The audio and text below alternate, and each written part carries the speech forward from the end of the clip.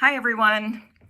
A few weeks ago, we talked about what is true. How do we know what the truth is? If we listen to a broadcast from Fox News, we get one kind of news. If you listen to MSNBC, you get another, and it's really getting difficult to know what exactly is the truth. I'm Pastor Judy from Partnership Place. We're the home of St. John's UCC and Westminster Presbyterian Church, and I just have a couple more things I want to share with you about our search for truth. Now, we all think we're pretty rational, right? If we have the right information, we can make a good decision. But the truth is that human beings are pretty emotional.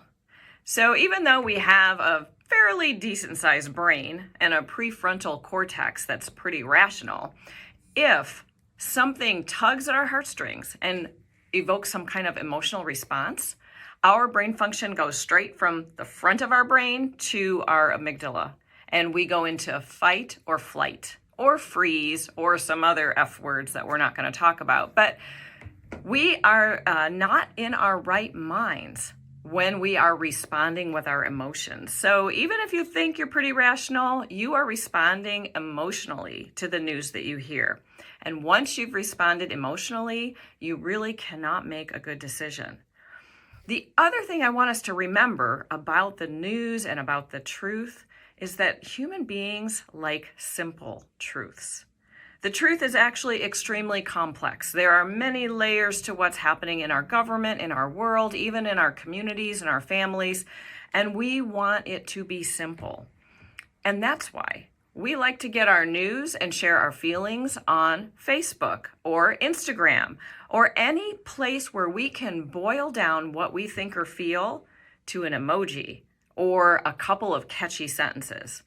And then when we read something that somebody else posted, if it's short, whether it's inspiring or whether it causes some other emotion to rise up in us, we are attached to it. And that attraction makes us more likely to share that post. If a post is negative, we're 6 times more likely to share it. If it's positive, we probably won't share it unless it causes us to feel some kind of inspiration. Do you see how the emotions draw us in and connect us? So what I want you to do is just notice, what are the emotions I'm feeling when I read this post or when I listen to this broadcast? Whatever it is, notice your emotions, acknowledge them, and respond from a better frame of mind. All right? Now, last, I just want to talk for 2 seconds about where to get your news because it's getting more and more difficult to get reliable news. I have done a little research. I'm sure many of you have as well.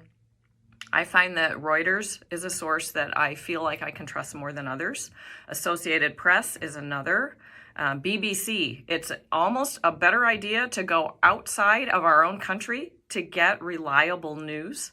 And then there are a number of independent sources, and one in particular I'm finding is giving us some great information from the Middle East. You may hear about a ceasefire or some kind of agreement, but a place called Drop Site News, which is an independent reporting agency, might be telling us that something else is actually happening there. So look for the independent sources that you think you can trust. Do not get all your news from Facebook.